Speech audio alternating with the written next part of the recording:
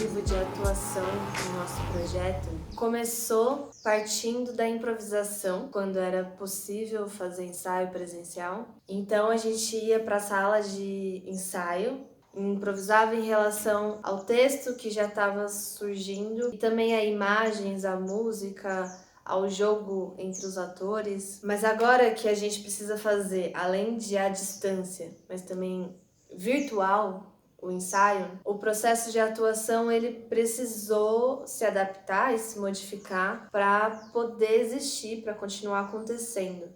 Ficar pelo menos 10 minutos mais cedo, adiantado no seu trabalho. Tô falando tudo isso, mas não cheguei ao final do expediente. Ah, certo. E aí, se você der sorte, você vai sair pontualmente do seu trabalho e novamente entrará na fila do ônibus. E lá, se você der sorte, vai ter pouquíssimas pessoas. Mas essa sorte a gente não deve contar, ok? E aí, se você der sorte, esse ônibus vai estar só um pouco lotado. Quantas vezes na sua vida você já pegou um ônibus pouco lotado?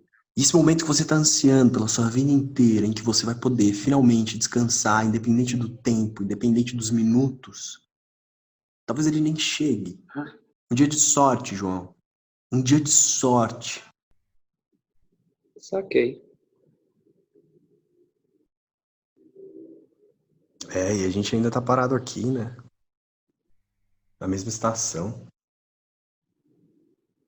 Sobre o ato 3. Tem esse tempo do delay, essa coisa do celular e de não estar sendo criado junto uma imagem do que vocês estão falando, sabe, corporal, vai perdendo um pouco a força dessas palavras. Como a gente pode filmar isso, como a gente pode manter alguma dessa força, mas dessa imagem, dessa... Eu sinto que o movimento de câmera, né, de tipo, se a gente tá pegando do peito para cima, esse pensando no apertado, e faz o movimento para pegar só o rosto, enquadrar só o rosto. Qualquer movimento de olhar já é.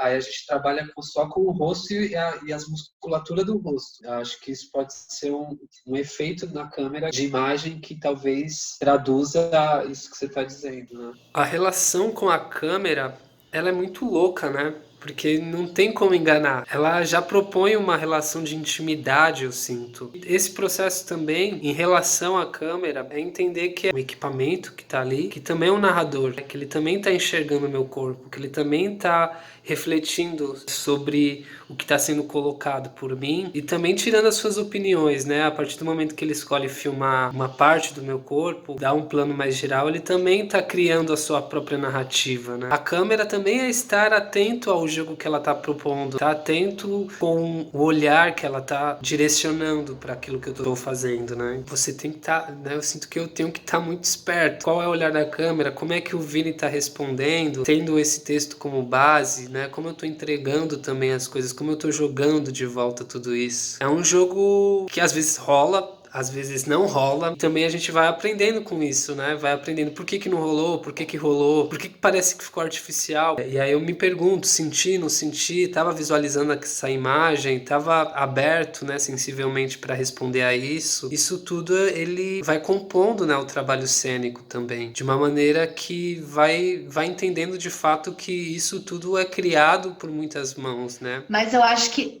vai já fazer isso no efeito da câmera, mas também no processo de atuação também. Quando a gente tiver com o texto decorado, a coisa vai ser melhor. Sim. Para vocês ficarem livres de não ficar procurando o texto, assim. E aí poderem olhar.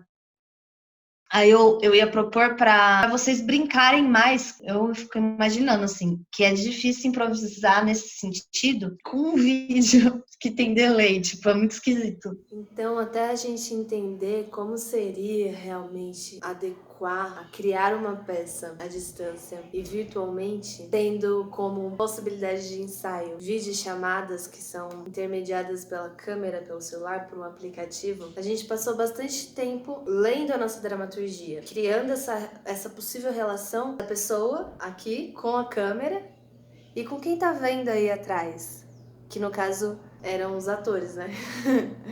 Dessa maneira, o texto ele virou uma parte muito importante e não tem como desmembrar a parte criativa da dramaturgia com a da atuação. Nem tem como, né, fazer isso mesmo. Dessa maneira, nesse processo, realmente não tem mesmo como separar uma coisa da outra. Tá totalmente imbricado uma coisa na outra.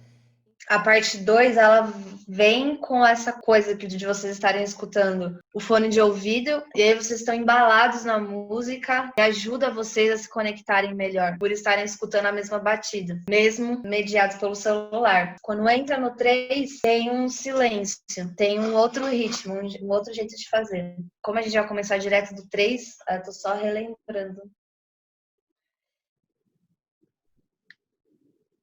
Tem uma coisa que eu gosto de fazer. Vou caminhar de madrugada. Muitas vezes eu saio durante a madrugada para caminhar pelo meu bairro e pensar em várias fitas. Vou só esfriar a cabeça mesmo. Tem algo que parece revelar-se no silêncio das ruas, sabe? Eu não sei bem o que é, mas quando o cachorro late, quando o som da televisão do vizinho ainda ligada atravessa as paredes da casa e chega até a rua. Nossa! A luz alaranjada. O treinamento, antes de entrar na cena, eu costumo meditar muito sobre as palavras do texto. Eu falo para poder escutar o texto. Escutando o que está sendo dito, eu vou compreendendo aonde estão os meus julgamentos ali, aonde estão as minhas opiniões, vendo se é necessário as minhas opiniões estar, se é necessário retirá-las para que esse texto ele também, por si só, gere uma reflexão para que o espectador ou para quem está assistindo, quem está vendo, reflita sobre isso. Eu medito muito nas palavras, tento ouvi-las o máximo possível e é muito intuitivo também em relação à música. Quando se coloca o beat, quando se coloca a música, é o mesmo processo de ouvir, escuta e pum, sei lá, vai sentindo, vai mergulhando nisso, vai se deixando entrar. É muito subjetivo ao mesmo tempo que também é muito consciente, falando sobre corpo, falando sobre voz, conhecer o corpo, conhecer as ressonâncias. Eu tô respirando muito, né? Pequenos detalhes são coisas que eu acho que vai proporcionando uma cartografia, né? Montanhas, vai dando forma. Isso tudo vai se ressignificando conforme você também vai fazendo várias vezes. Aí, né? sobre o 4, eu fiquei pensando onde vocês estão. Sem ser eu sempre pergunto isso, mas não é numa pergunta dramática e nem retórica também. É para ajudar na relação, eu acho. Qual situação é essa do ato 4? Qual situação, qual imagem vem para vocês? E onde vocês estão? Quem são vocês? Tipo, são vocês mesmos, mas são histórias de vocês mesmos. Vocês estão conversando, trocando uma ideia entre amigos? Vocês estão compartilhando um sonho, uma reflexão, um delírio? É como se a gente estivesse andando, tipo, o público também estivesse andando com vocês por essas ruas e refletindo à noite, enquanto vocês vão também contando histórias. E aí, como é que é a voz, o tom de voz, tipo, porque para mim esse momento ele é a hora que a gente entra, parece que é a hora que a gente viaja de trem para uma outra dimensão, assim, como se tivesse dado uma pausa na realidade e a gente pegasse um trem e fosse viajando com vocês pelo mundo e também dentro de vocês, e como se vocês fossem reflexo do mundo, tipo, como se fosse essa grande reflexão sobre o indivíduo, sobre o coletivo, sobre parte pelo todo. Mas tem uma densidade em tudo que é falado, tem uma densidade de importância mesmo, assim. Vocês dois também precisam saber o que vocês estão fazendo, sabe? Vocês não estão simplesmente falando um texto que aconteceu da vida de vocês. É um momento específico na peça que vai para um outro tom, assim. Acho que existe um trabalho, principalmente com a palavra no 3, que vai demandar realmente um estudo de como é que é essa voz apertada, estranha e esse diálogo meio estranho, né? Eu sinto que como é que a gente entra nessa relação, que é um tempo meio dilatado, ao mesmo tempo comprimido. Eu acho que esse trabalho com a palavra, que tipo de imagem a gente pode ter para nós, para trazer isso para a palavra, para essa relação, né? É esse trem que ele viaja para um outro lugar, para uma história, e eu acho que ele precisa presentificar essa história, né? Porque em algum momento talvez volte, nunca mais volte, ou fica viajando até a próxima estação, até o momento que a gente se despede e cada um desce no ponto que tem que descer. Mas eu sinto que é um momento que talvez tem que abrir mesmo esse canal e presentificar o máximo possível essas histórias que a gente está contando. E eu acho que isso aconteceu um pouco pelo menos nesse movimento 3, desse estranhamento de não estar num espaço público, né? Tipo, a gente tá em casa e aí, tipo, as coisas que eu falava e aí o João, tipo, olhava assim, tipo, mano, como assim? A gente tá, saca? E eu acho que isso, de alguma maneira, nutriu um pouco esse estado, né?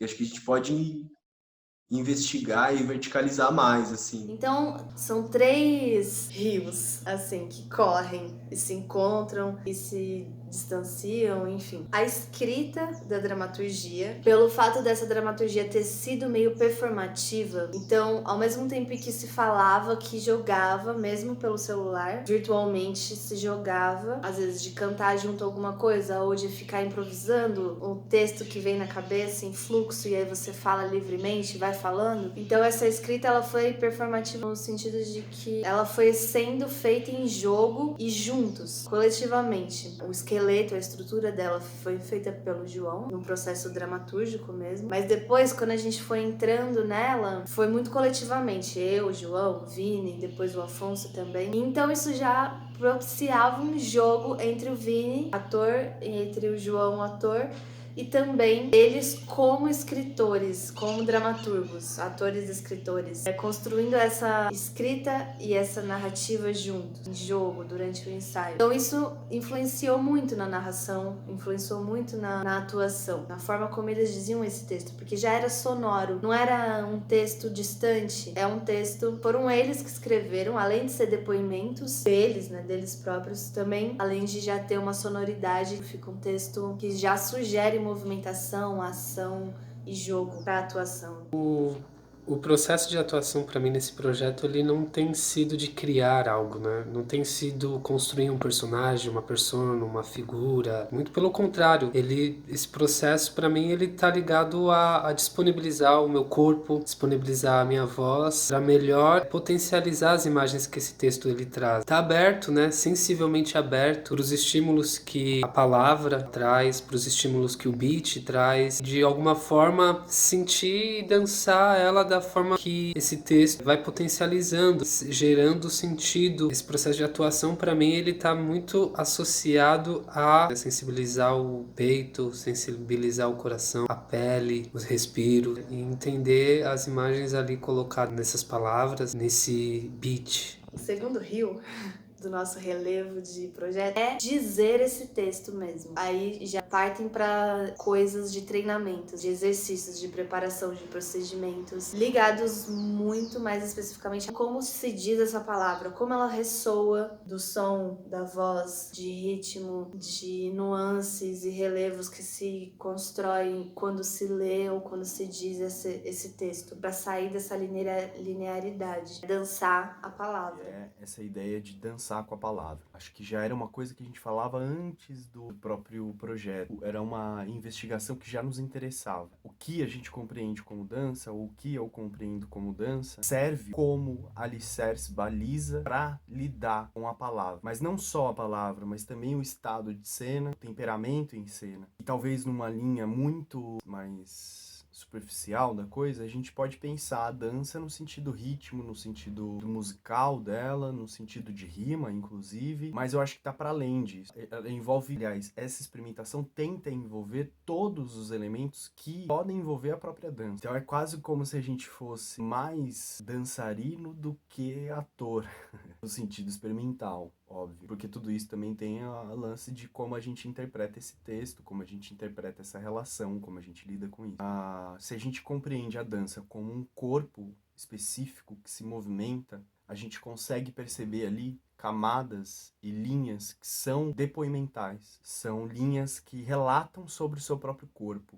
Um determinado movimento feito por uma pessoa não é o mesmo movimento que eu faço. essa relação se aproxima muito com a nossa proposta dramatúrgica, no sentido depoimental. Eu dizer sobre a minha memória tem um determinado trato que é diferente do João dizer sobre a memória dele, que também tem um outro determinado trato. Então a dança com a palavra, pra gente agora, assume um sentido muito mais amplo do que só necessariamente a palavra, mas entendendo a palavra como corpo, ela resgata essa nossa individualidade de lidar com esse texto. Então é quase como se a gente somasse aí ao texto que a gente escreveu uma outra camada de depoimento. E o desafio é perceber quando esse movimento, ou quando essa palavra, ou quando esse corpo, ele também pode assumir o seu sentido coletivo. É uma via de mão dupla, no sentido de que a gente se aproxima muito da gente para depois da gente, nessa aproximação com a gente conseguir também encontrar o outro. O som, a música, a sonoridade, os efeitos sonoros, eles assumem também uma dimensão que colabora para essas camadas que vão se somando.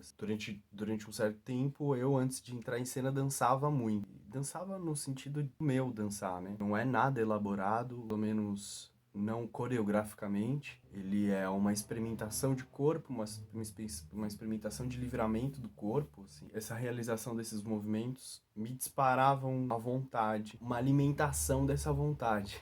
Então, quando entra o beat, ele não está relacionado somente a uma métrica de se dizer essa palavra, mas ele está relacionado também a isso, mas também a como essa música te alimenta à vontade. E se essa vontade, e aí é um desafio que eu acho que eu preciso me enfrentar, se essa vontade se alimenta de fato, aí algo se compartilha com o público. Não só com o público, mas também com os meus parceiros de cena, com as minhas parceiras de cena. Aí a dança coletivamente acontece, e aí é bonito, assim. A gente acabou de fazer um ensaio ontem que, de repente, a gente tava sem pique nenhum, tava super cansado. E aí quando a gente fez, a gente falou, nossa, dançamos com a palavra, né? Com tudo. Toda essa elaboração que a dança possui, ela ressignifica, ela dá outros sentidos, ela dá outra força, ela alimenta uma outra vontade na própria palavra. Dizer uma determinada palavra, ela assume um outro contexto quando você dança ela. E óbvio que nesse dançar envolve o corpo, envolve o gesto, envolve o que a gente entende dessa dramaturgia, envolve várias coisas, né? E vale dizer que isso que a gente tá tateando, intuindo ainda, ele não é uma metodologia, é uma investigação que tá muito a princípio. Então acho que dançar com a palavra tem sido isso. E o terceiro rio, 3 rios, é o tipo de texto, que é o depoimento. O depoimento pessoal é muito ligado a eu estar aqui e eu tô compartilhando com você uma história. A narração, a narratividade é muito isso, de você conseguir transitar entre uma história e outra, entre uma situação e outra, de você passar por um personagem pro outro, voltar a ser o narrador e vai transita pra um outro personagem e volta. E ao mesmo tempo aquela história é sua, você sabe dela, você sabe as camadas dela. E aí também não interessa se aquilo é verdadeiro, se aquilo é ficção, é o jogo que interessa, né? Então é meio por aí que a gente se apoia para pensar como sustentar essa atuação mesmo estando distantes. A narração, a narratividade, a contar histórias funciona, dá conta. É tão importante que realmente a gente encontra possibilidades, imaginário para poder continuar fazendo teatro, ainda que seja por isso daqui. Alô? Oi, Oi, oi, oi. oi. É... Ah, Você sabe como a gente faz para entrar num transporte público? Opa, Oi, oi. Você tá aí? oi, tô, Tá. Tá? tô. Você sabe como a gente faz para entrar num transporte público?